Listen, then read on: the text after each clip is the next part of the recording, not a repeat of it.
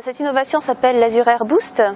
En fait, c'est un nouveau procédé de désodorisation qui est à 2 étages. Le premier est un traitement biologique, donc de dernière génération, qui est associé en finition avec une désodorisation physico-chimique Azure RC.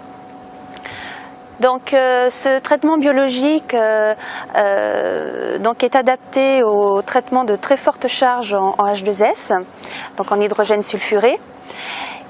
Il est basé donc sur l'utilisation d'une nouvelle technologie qui est en fait l'utilisation de garnissage synthétique comme corps de garnissage.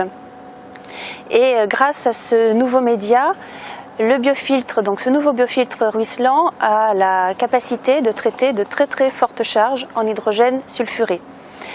Donc à titre d'exemple, il est capable d'éliminer plus de 99% d'hydrogène sulfuré à une concentration de l'ordre de 1000 mg par mètre cube.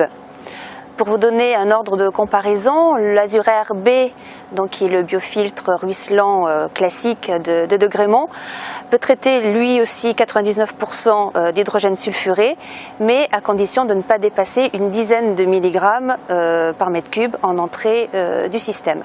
Donc on voit bien que l'on a un traitement biologique extrêmement efficace, performant, qui complète donc le traitement par voie physico-chimique qui à ce moment-là est utilisé en finition de manière à tenir les garanties qui nous sont demandées par nos clients. Donc le premier avantage de cette technologie, c'est l'aspect sécurité du personnel, puisqu'on peut traiter comme ça au plus près des points d'émission les fortes charges en H2S de manière à sécuriser le réseau de ventilation sur l'ensemble de la station.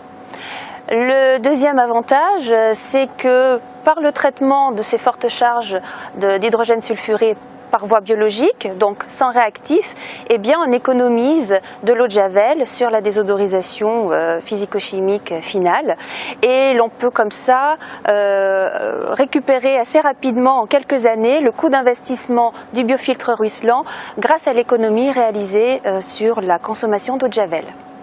Donc l'Azure Air Boost est donc un procédé qui va être particulièrement bien adapté aux stations qui doivent traiter des eaux résiduaires fortement chargées en sulfure, notamment comme au Moyen-Orient, et qui, grâce donc au traitement biologique des fortes charges en H2S, vont économiser donc des coûts en réactifs qui permettent de rentabiliser très rapidement l'investissement du biofiltre ruisselant.